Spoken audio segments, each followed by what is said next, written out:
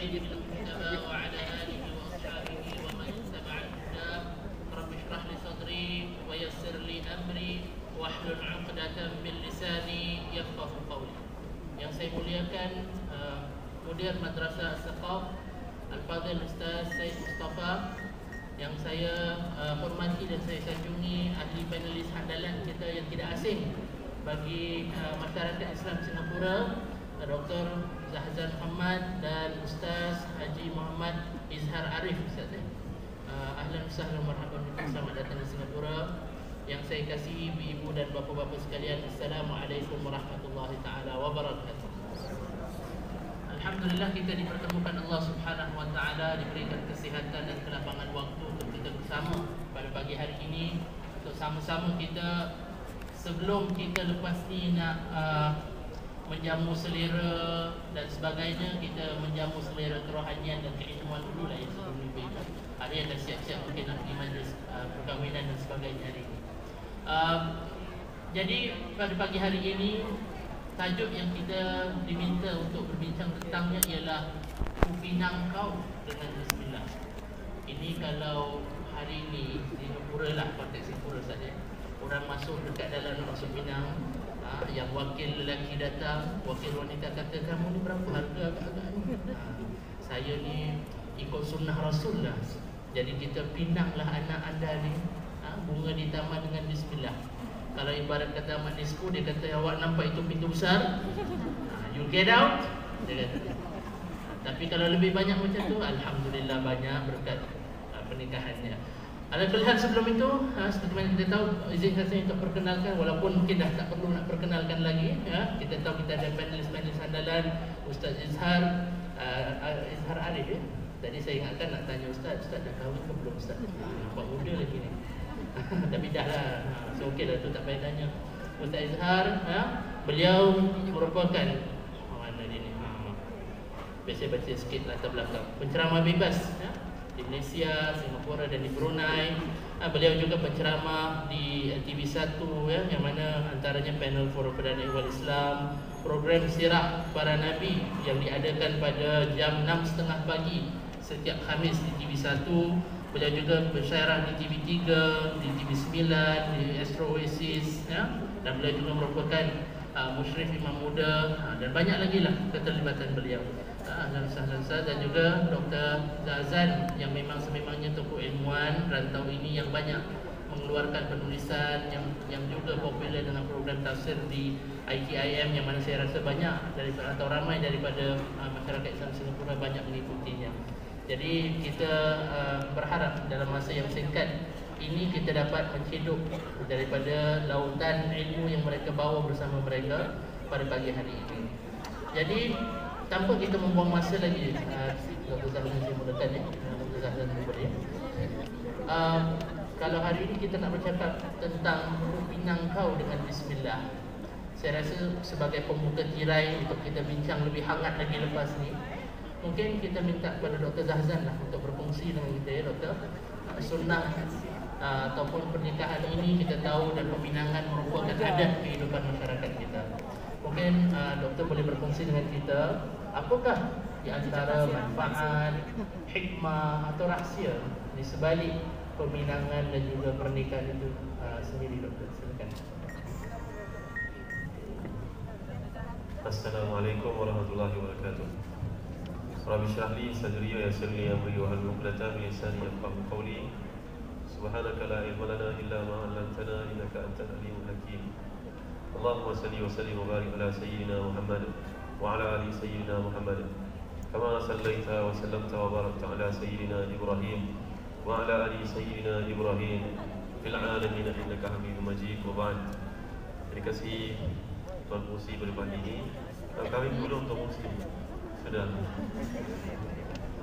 Daripada yang kedua, sahabat saya, daripada saya bakal Dr. Izhar Arif, dan tidak lupa kepada guru setia yang telah pun majukan program pada pagi ini. Dengan sebab mereka lah, selepas kehendak Allah Subhanahu Wa Taala kita dapat bertemu pagi ini ya tuan-tuan. Walau macam-macam perkara yang kita lancarkan, tapi nampaknya Allah benarkan pertemuan kita pada pagi ini untuk sama-sama mengingatkan atas satu platform mengingatkan diri kita sendiri. Ya, tuan-tuan yang rahmati dan dikasihi Allah sekalian, tajuk yang diberikan ni saya pun terbayang ke depan agaknya anak-anak muda. Tapi tak apa, tak ada masalah. Ni bakal-bakal yang minum nantu agaknya. Ya, tuan-tuan yang rahmati dan dikasihi Allah sekalian. Tak kisahlah siapa yang dengar ke, yang akan berkahwin, yang belum berkahwin, yang ada niat nak berkahwin lagi. Tuan-tuan yang rahmati dan dikasihi Allah sekalian. Jadi tajuk yang kita nak bincang ini, tuan-tuan, apakah hikmah di sebalik tunangan? Tapi di Malaysia bagi tunangan, tuan-tuan di sini sama tunang juga. Ya, jadi dinyatakan di sini bagaimana tuan-tuan yang rahmati dan dikasihi Allah sekalian, kita harus menelusuri balik semula ayat-ayat Allah Subhanahu Wa Taala supaya kita nampak tujuan tersebut bila Allah menyatakan wa min ayatihi an khalaqa lakum min anfusikum azwajan litaskunu ilaiha wa ja'ala bainakum mawaddatan wa rahmah. Ya, ayat ini selalu dipublishkan kalau di Malaysia lah di atas kad perkahwinan daripada surah Ar-Rum itu. Kat Singapura pun saya menjangkakan benda yang sama kan, tuan-tuan. Di antara tanda-tanda kekuasaan Allah Subhanahu Wa Taala iaitu Allah menjadikan untuk kamu daripada kamu yang sebangsa dengan kamu min anfusikum, kata para ulama, min litab'id.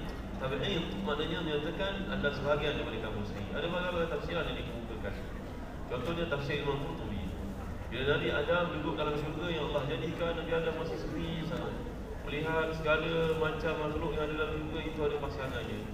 Maka Nabi Adam merasa kekosongan yang amat sangat, kesetiaan yang amat sangat. Tapi tak kerti nak menyatakan kepada Allah Subhanahu Wa Taala. Ya, lalu Nabi Adam pun berehat, tidur, penat. Tiba-tiba tuan-tuan yang dirahmati dan dikasihi Allah sekalian, sedar sahaja dari tidurnya dia terpegun melihat satu makhluk yang sama macamnya cuma berbeza. Dan barulah tumpah rasa kasih, rasa sayang, rasa ingin mengenali lebih lanjut insan tersebut yang Allah ciptakan, iaitu Hawa. Ya, Hawa alif Hamzah. Orang lain panggil Hawa. Hawa ni tak apa kena, tuan. Hawa ni ialah hawa nafsu. Hawa ya yang tak ada titik tu. Tapi Hawa, isteri Nabi Adam, Hawa alif Hamzah. Ya, bonda, ninda, nenek kepada setiap insan yang ada di sini, tuan-tuan yang dirahmati dan dikasihi Allah sekalian. Dan menariknya, ya Allah Subhanahu Wa Taala di situ Allah gambarkan wa min ayatihi an khalaqa lakum min anfusikum azwajan litaskunu ilaiha wa ja'ala bainakum mawaddatan wa rahmah. Para ulama tafsir di kalangan al-lughawiyun menjelaskan, ahli bahasa, kenapa Allah SWT sebut perkataan litaskunu ilaiha. Litaskunu ni datang dari perkataan sakinah, datang dari perkataan sukun. Kalau kita belajar tajwid ada bab namanya sukun. Sukun maknanya mati, kan? Tenang, lapang, aman. Kalau sakinah pula merujuk kepada kedamaian dalam hati. Kerana hubungan yang mengikat di antara seorang lelaki dan seorang isteri bukanlah hubungan seksual semata-mata, tapi lebih daripada itu. Hubungan yang Allah sebut lebih lanjut lagi selepas itu, babi tazil wa tafsil, intenam Allah jelaskan wa ja'ala bainakum mawaddatan wa rahmah. Mawaddah dan juga rahmah. Bila para ulama tafsir menjelaskan, contohnya Imam Tahir Ibn Ashur dan juga Mutawalli Sya'rawi, perkataan Allah gunakan mengapa berulang-ulang mawaddatan wa rahmah. Mawaddah dan perkataan wudun. Tuan kat sini pun ada masjid mawaddah, betul tak? Kat mana Ustaz masjid mawaddah? Sengkang. Oh, Sengkang, ada Sengkang. Ya, ada masjid rahmah. Belum lagi, nanti ada masjid rahmah, mudah-mudahan. Kenapa ada perkataan mawaddah dan juga rahmah? Antara tafsiran yang menarik oleh para ulama lughah menitik beratkan mengapa Allah sebut kalau kita bahasa Melayu Bismillahirrahmanirrahim dengan nama Allah SWT yang Maha Pemurah lagi Maha Pengasihani, Maha Penyayang. Bahasa Arab ni bahasa yang sangat kompleks, tuan-tuan, complicated. Sedangkan Rahman dan juga Rahim, kedua-duanya diisytiqaqkan dengan Rahmah. Lalu para ulama mengatakan nama Rahman dan juga Rahim. Rahman maknanya Allah SWT memberikan kasih sayangnya kepada semua makhluk yang namanya manusia dan juga binatang, pokok dan sebagainya, tanpa ada perbezaan apabila mereka layak mendapatkannya hasil usaha mereka. Tapi Ar-Rahim, Rahim itu fokusnya untuk akhirat saja. Ya, tersebut dalam hadis mengatakan Allahumma ya rahmanid dunya wa rahimahuma, atau rahimul akhirah. Rahman maknanya merujuk kepada dunia dan juga akhirat, merujuk kepada dunia dan juga akhirat, tapi Rahim merujuk kepada akhirat saja, berdasarkan kepada beberapa pandangan para ulama tafsir. Jadi tuan-tuan, bila Allah gunakan perkataan mawaddah dan juga rahmah, antara tafsiran yang menarik, mawaddah adalah kasih sayang yang berasaskan kepada nafsu seksual, tuan-tuan. Maklumlah, mula-mula berkahwin ni kulit sama-sama tegang, rupa sama-sama cantik. Betul tak, tuan-tuan? Betul tak betul ni? Kan? Menjelang anak yang pertama, anak yang kedua, anak yang ketiga, anak yang keempat, anak kelima, keenam, ketujuh, ke-8, ada seorang anaknya 12 orang dekat Pari Jawa, dekat Johor sana. Pernah dengar nama tempat Pari Jawa? 12 orang. Tanya, wak, macam mana wak ada anak 12 orang, wak? Nariknya wak ni jual ubi kayu, Ustaz. Dia jual ubi kayu. Bila kita beli 3 kilo, dia bagi sedekah lagi sekilo. Tanya, pada dia, wak, saya beli 3 kilo, kenapa bagi 4 kilo? Nak, aku menjual ubinya. Kan orang Jawa dia tekan macam ni kan, ubinya. Aku bukan menjual akar dan juga tanahnya dan kulitnya. Allah, waraknya, wak ni, salihnya dia. Dia lebih faham zuhud daripada seorang besar yang belajar tinggi, yang ada PhD dan sebagainya. Ambillah 4 kilo, tak apa, harganya 3 kilo. Wah Allah, salihnya wak. Adakah kerana nak cepat habis wak jual balik cepat? Tidak, nak.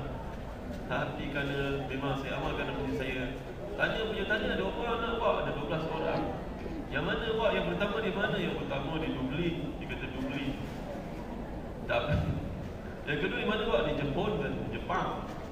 Orang Jawa, Malaysia, tuan-tuan dan hati dikasih sekalian. Pendeknya semua anak dia berjaya. Yang paling kecil tengah buat belajar di satu sekolah yang terkenal di Malaysia, yang RSM namanya, tak rendah saya marah. Kalau budak-budak yang cemerlang, yang genius. Wak, aku rasa wak ini bagaimana nak buat, nak aku tidur dapat seorang lagi.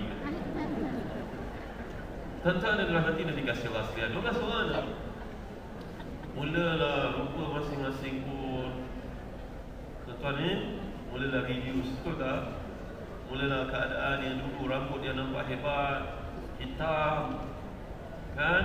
Sedap dipegang, beralun-alun, sekarang sudah jadi kusut. Rambut sudah jadi putih, kulit sudah jadi kendur. Betul tak, tuan-tuan? Ibu-ibu yang dimuliakan Allah sekalian, nampak pakai tudung, nampak cantik, semua juga tudung. Tuan-tuan, dia dalam hati dah dikasih Allah sekalian. Itu hakikat dalam hidup. Lalu Allah SWT berkataan rahmah, mawaddah, rahmah. Mawaddah kasih sayang berasaskan kepada nafsu. Tapi bila sampai waktu tua masing-masing sudah memahami kedudukan yang lain, maka seorang saling ada pertimbangan kepada yang lain. Tengok saya, anak-anak kita 12 orang, alhamdulillah, tidur seorang dapat seorang lagi. Allah bagi rezeki kepada siapa yang dikehendaki olehnya. Ya, Allah yarzuqu man yasha' bighairi hisab. Masih kecil-kecil terkencing sana, terkencing sini, betul tak ibu-ibu yang dirahmati dikasihi Allah sekalian? Ya, pakai baju wash share. Yang nombor 1 masya-Allah banyak bajunya. Nombor 2 semua pakai yang second hand. Nombor 3 dia pakai third hand. Dia tak ada duit nak beli, betul tak tuan-tuan? Itulah hakikat hidup. Tapi ya Allah, rupanya Allah lanjutkan kasih sayang itu walaupun sudah tua. Seorang sakit, seorang yang menjaga. Jangan kata suami saja sakit, isteri jaga. Bahkan ramai orang yang dapat bersabar, yang isterinya sakit, dia jaga isteri dia dengan baik. Ya Allah, tuan-tuan yang dimulakan Allah sekalian, dalam majalah solusi isu poligami, perempuan menyampai isu ni. Tak ada kakak, ni bukan galakan, ini peringatan. Saya baca satu kolom oleh Ustaz Fahrul Majoy. Pada peluang nanti sinar syukran antarabangsa, tolong bawa siapa dia? Bawa Ustaz Fahrul Majoy penulis sini. Bagus idea-idea. Dia ada satu pengalaman seorang lelaki berkahwin, isterinya 4 in 1, bahkan all in 1. Cantik, baik, salihah, jaga anak dengan baik, sanggup berhenti kerja untuk suami tercinta, pengorbanannya masya-Allah hebat. Dikurniakan anak 5 orang. Tiba-tiba lepas daripada tahun ke-12 berkahwin, isterinya kebalangan dan kedua kakinya tidak berfungsi lagi. Allahu Akbar, hebatnya pengorbanan isteri ini. Dan suami ini mengenal biasa 12 tahun itu tidak mahu berkahwin yang baru. Tapi isterinya pun jawab, bang, kahwin abang, risau abang. Nampaknya abang masih sigap, masih kuat, masih umur 30-an, sama lagi seorang. Saya redha.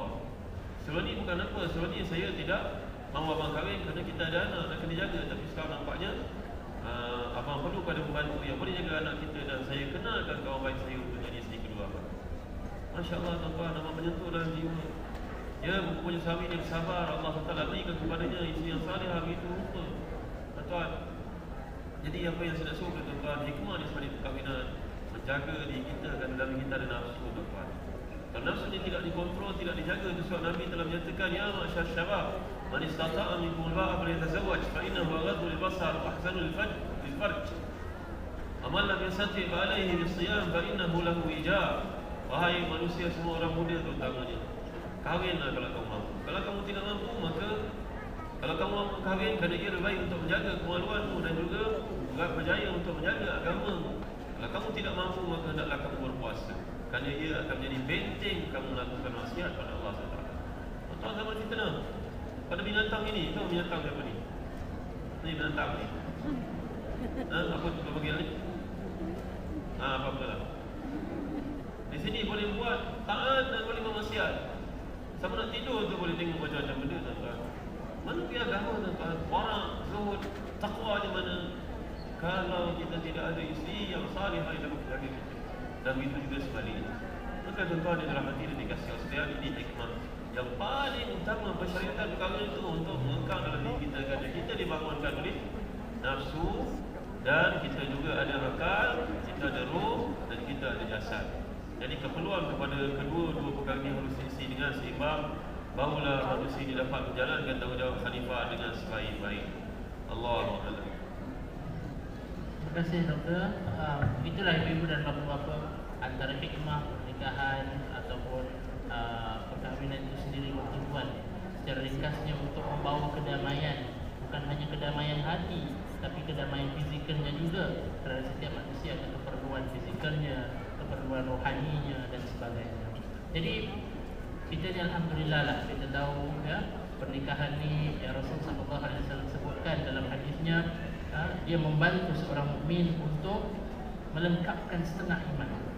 Dan ada orang cakap pula, dia lawyer buruk sikit. Dia lawyer tapi dia lawyer buruk. Dia kata, Ustaz, kalau kahwin satu kali dah setengah iman, kalau nak lengkap kahwin dua, Ustaz.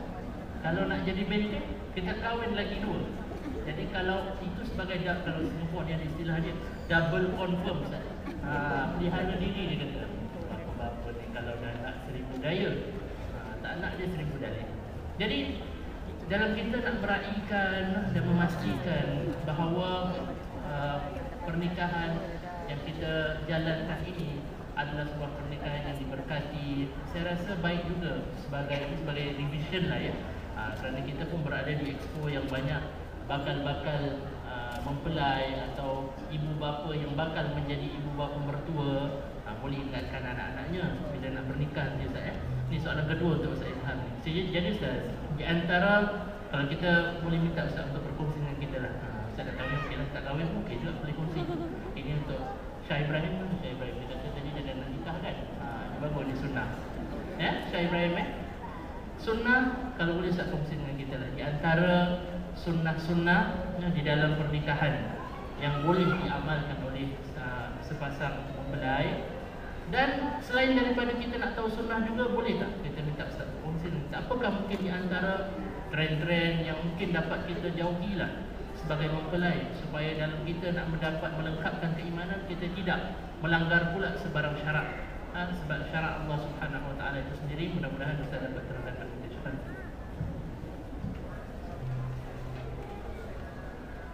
A'udzu billahi minasyaitonir rajim. Bismillahirrahmanirrahim. Alhamdulillahi rabbil alamin. Hamdan hamidin, hamdan syakirin, hamdan yuwafi ni'amahu wa yukafi'u mazidah. Ya Rabbana lakal hamdu kama yanbaghi li jalali wajhika wa 'azimi sultanik.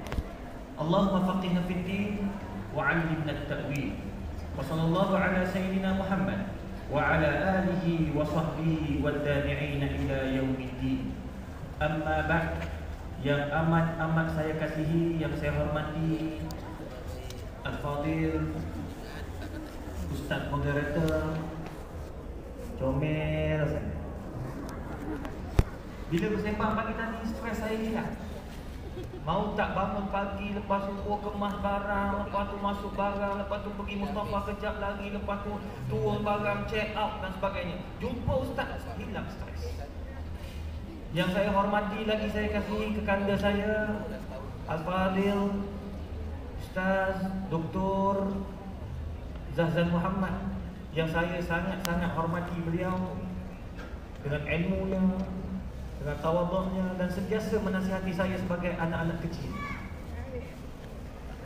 Ibunda saya, mak angkat saya, ayah angkat saya, abang-abang angkat saya daripada Singapura, daripada Australia yang datang. Muslimin muslimat, hadirin hadirat yang dirahmati Allah Subhanahu wa taala. Kalau kita kembali kepada firman Allah Subhanahu wa taala dalam surah Al-Furqan ayat 74, yang mana kata Allah Subhanahu wa taala, yang Allah minta kita ini sentiasa berdoa kepada Allah. وَالَّذِينَ يَقُولُونَ رَبَّنَا هَبْ لَنَا مِنْ أَزْوَاجِنَا وَذُرِّيَّاتِنَا قُرَّةَ أَعْيُنٍ. Sadaqallahul azim. Al-ayat. Apa kata Allah Subhanahu wa taala? Walladzina yaquluna rabbana, orang-orang beriman yang beriman kepada Allah, yang sentiasa ingat pada Allah Subhanahu wa taala, berdoa kepada Allah, ya Allah, berikan kepada aku ya Allah istri-istri, suami-suami yang baik, yang saleh, yang bertakwa kepada Allah Subhanahu wa taala. Ini bermaksud, para ulama mengatakan bahawa tidak salah kalau kita minta doa, ya Allah, aku nak kahwin, aku nak kahwin, aku nak kahwin, tak salah. Nak kahwin, Allah bagi isteri pertama, doa lagi, dapat isteri kedua, doa lagi isteri ketiga, doa lagi isteri keempat, doa lagi, tak dapat dah. Betul? Boleh. Orang lelaki boleh niat dapat pahala, buat tentu lagi. Niat dia orang lelaki. Nasihat sunnah, buat mesti kena ada adil. Muslimin muslimat yang dirahmati Allah, minta doa dengan Allah. Ini yang Allah minta. Wa idza sa'alaka 'ibadi 'anni fa inni qarib. Wahai Muhammad, bagi tahu kepada hamba-hambaku, umat-umatmu, banyakkan berdoa. Kalau minta dengan aku sangat dekat dengan mereka. Subhanallah. Jadi ibu bapa, jadi bakal suami, bakal isteri, banyakkan berdoa pada Allah Subhanahu wa taala agar Allah bagi rezeki isteri-isteri, suami-suami, anak-anak. Bila kita tengok, tenang hati. Subhanalladzi khalaq. Ini yang kita nak. Subhanallah, tuan-tuan dan puan yang saya hormati sekalian. Tapi sayangnya kita banyak meninggalkan sunnah Nabi SAW, meninggalkan syariat Allah Subhanahu wa taala dalam bab perkahwinan, dalam bab pertunangan, dalam bab berkasih sayang. Kalau kita lihat seperti mana yang dijelaskan ataupun dibacakan oleh yang bahagia, kata saya Dr. Zahda Muhammad tadi, yang Nabi SAW sebut dalam satu hadis yang diriwayatkan oleh Imam Muslim, man istata'a minkumul ba'ah falyatazawwaj, siapa yang ada kemampuan zahir dan batin maka berkahwinlah dia. Bagi orang yang tak mampu, faman lam yastati' fa 'alaihi bisiyam, kalau tak mampu puasa. Sebab apa? Fa innahu aghaddu lil basar, sebab bila kahwin, bila berpuasa, dia akan tutup mata kita daripada melakukan maksiat kepada Allah Subhanahu wa taala. Malangnya hari ini, tuan-tuan dan puan sekalian sekalian, dalam perkahwinan kita menggalakkan orang buat maksiat. Dalam pertunangan kita mengajak orang melakukan maksiat. La haula wala quwwata illa billahil aliyyil azim. Oleh kerana itulah Profesor Dr. Muhammad Baltaji dalam bukunya Fiqhul Mar'ah, dia kata adalah haram bagi suami, bagi ibu bapa, bagi bakal isteri, bagi bakal bapa mertua, bakal ibu mertua yang menggalakkan anak-anak mereka melakukan maksiat dalam syariat Allah Subhanahu wa taala. Orang kata, macam mana boleh ada maksiat dalam syariat? Ustaz, kita bertunang itu syariat. Kalau tidak disebut dalam kitab-kitab fiqh, tuan-tuan bukalah dalam kitab mazhab Syafi'i, buka dalam mazhab Imam Ahmad, semua mazhab, bahawa pertunangan itu memang disyariatkan dalam Islam. Tetapi dalam pertunangan, dalam persyariatan itu kita banyak masukkan anasir-anasir maksiat. Antaranya, kita biarkan anak isteri kita membuka aurat. Saya tertarik nak quote satu perkara yang dijelaskan oleh Profesor Dr. Muhammad Baltaji dalam bukunya tadi. Dr. Abdul Karim Zaidan dalam kitab Al-Mufassal fi Ahkamil Mar'ah juga menjelaskan bahawa orang yang menggalakkan mak andam yang tolong hias bakal pengantin, bakal naik nafsu. Rasa nak orang yang depan ni Pak Haji nak kahwin lagi.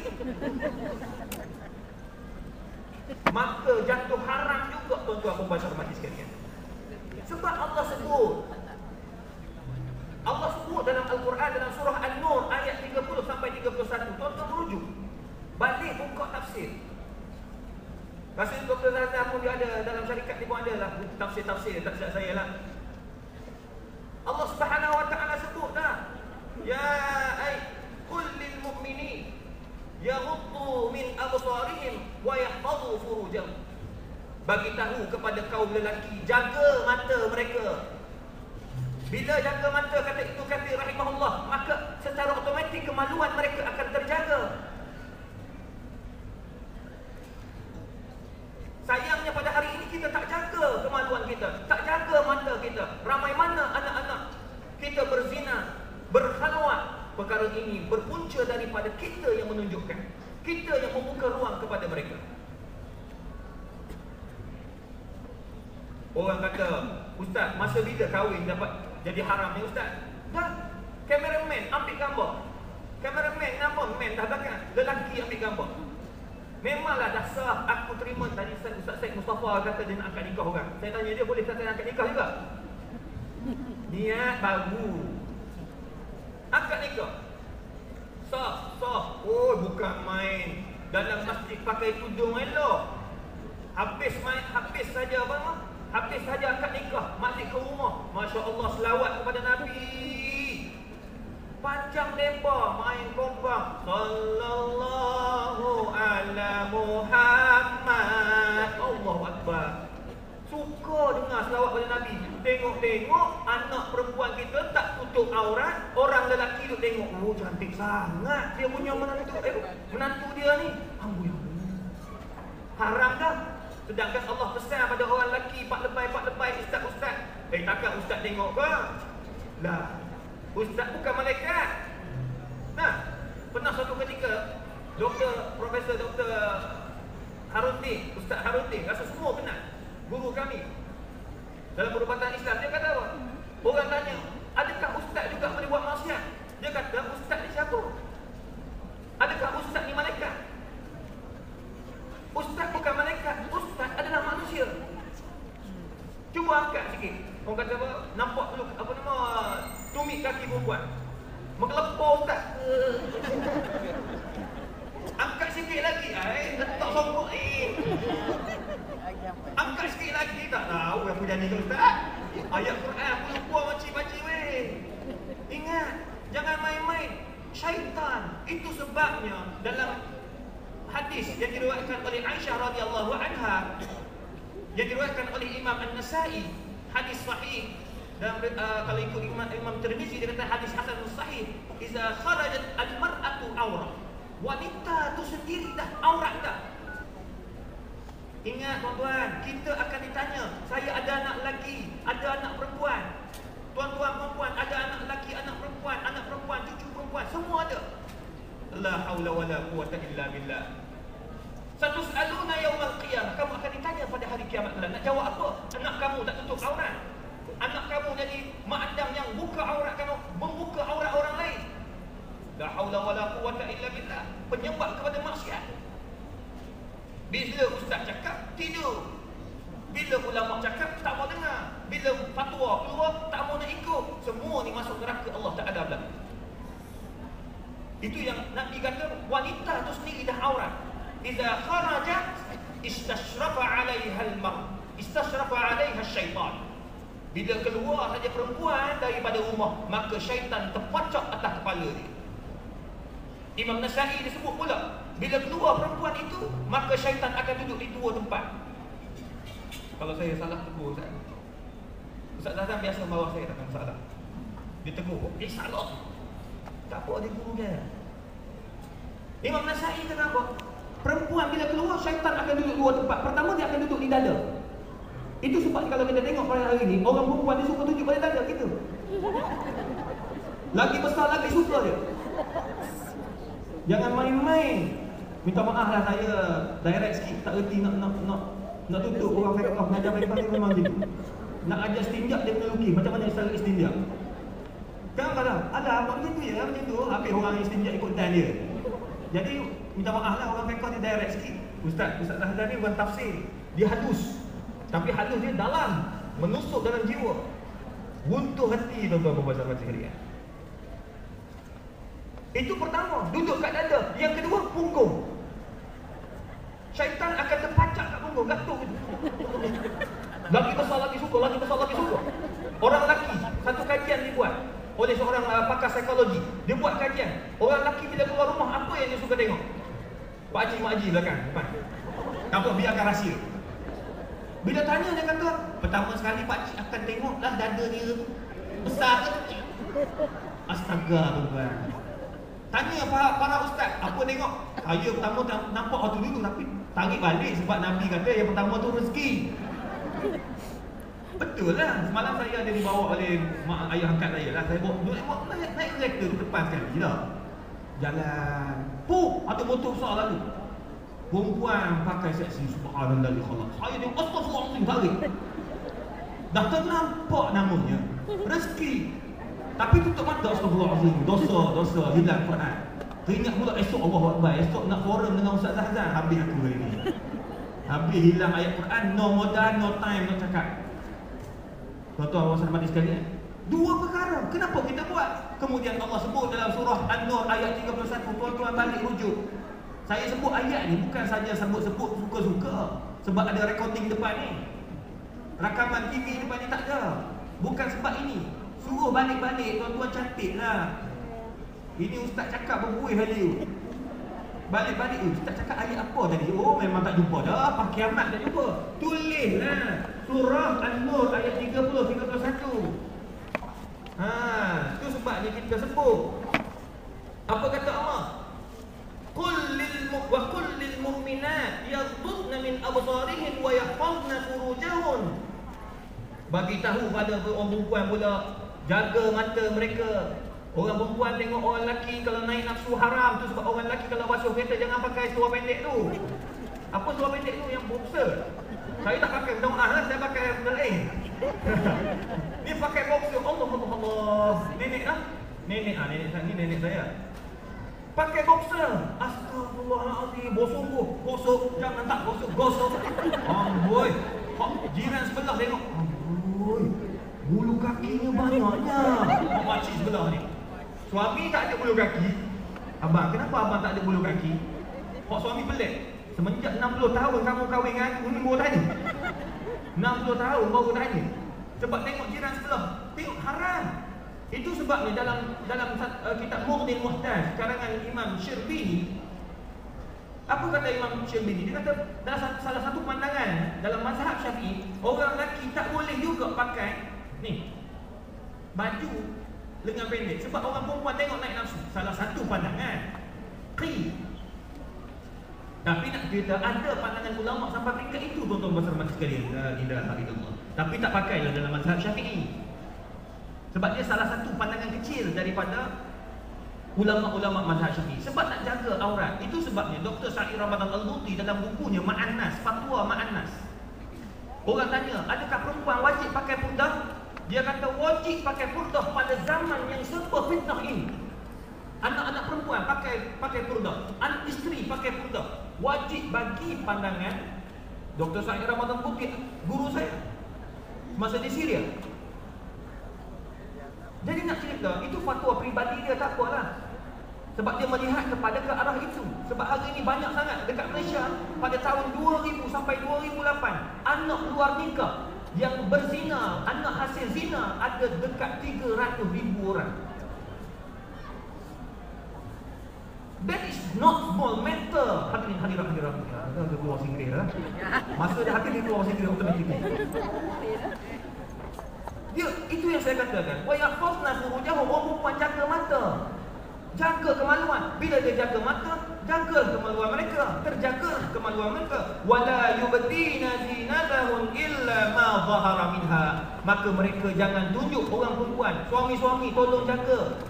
Anak-anak jangan tunjukkan tempat-tempat kecuali ma zahara minha. Dalam mazhab Syafi'i, Imam Syafi'i sendiri dalam Kitabul dia jelaskan, dan banyak lagi lah ulama-ulama lain menceritakan tempat yang dijelaskan aurat itu muka dan pergelangan tangan saja.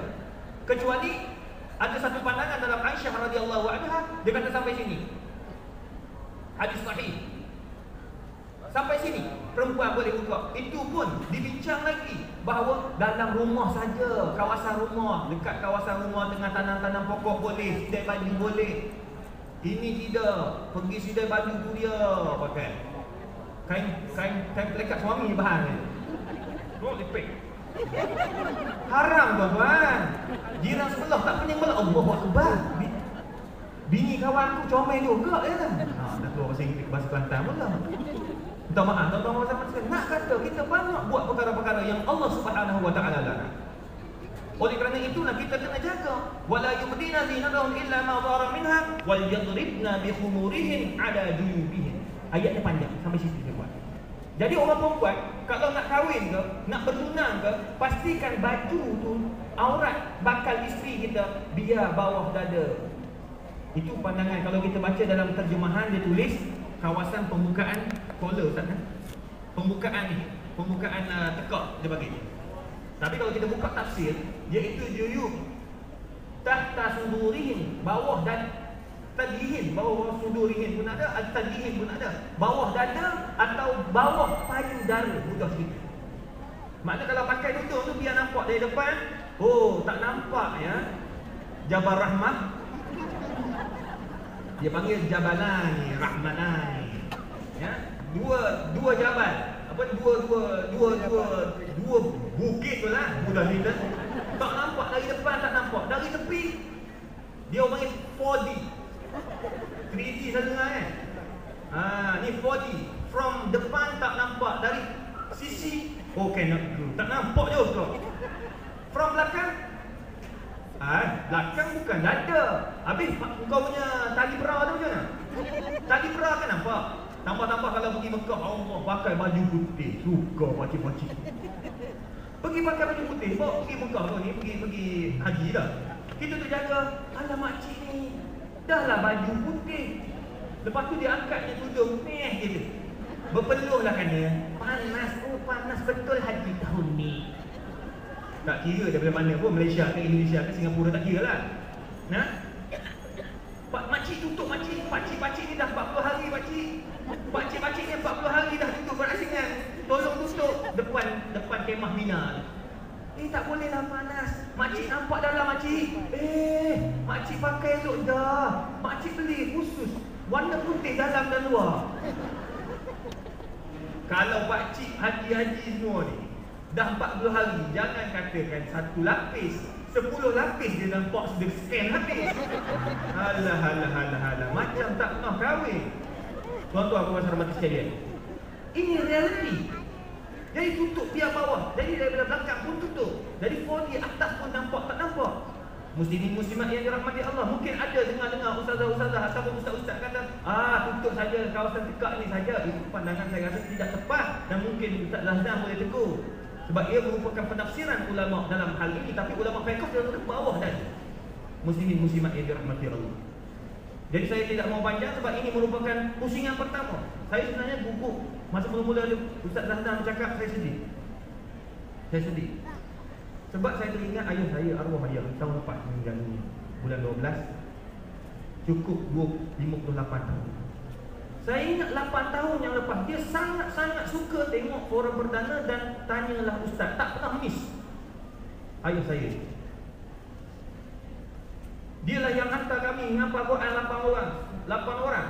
Tapi bukan semua jadi ustaz. Daripada yang hafal Quran 8 orang tu, ada yang jadi engineer, ada yang jadi ustaz-ustaz, ada yang jadi polis, ketua bahagian jenayah. Semua keluar Azhar. Tapi nak kata Al-Quran tu tak semesti jadi ustaz. Boleh jadi engineer juga. Boleh jadi accountant. Saya ingat dia kata apa? Dari ramai-ramai bapa nampak Jah seorang yang boleh jadi ustaz. Yang lain kurang, tak berminat mana nak jadi ustaz. Tengok ni. Masa tu pernah Ustaz Zahdan tengah Al-Kuliah dengan Datuk Zawawi. Sekarang Datuk dah. Jadi macam dua orang ni. Tu Ustaz Zahdan, dia cakap semua fakta. Walaupun dia bercakap laju, tapi bapa suka cara dia sebab semuanya ilmu. Tadi bila saya lepas tu dia doa, dia kata Bapa doakan satu hari nanti dia akan berkorang satu orang dengan Ustaz Zahran. Saya sepak, nak nangis saya. Tapi saya tak mengungkapkan perkataan ini agar saya tak menangis di awal cerita. Takut nanti tuan-tuan semua menangis. Jadi biarlah ianya rahsia di antara saya dengan ayah, rahsia saya dengan Allah Ta'ala. Semoga Allah Subhanahu Wa Ta'ala memberkati hidupnya di alam sana, dan pasti ayah bapa saya akan gembira kerana saya telah sampai kepada apa yang dia doakan selama 8 tahun dan dia tak sempat nak tengok perkara ini. Al-Fatihah. Silakan.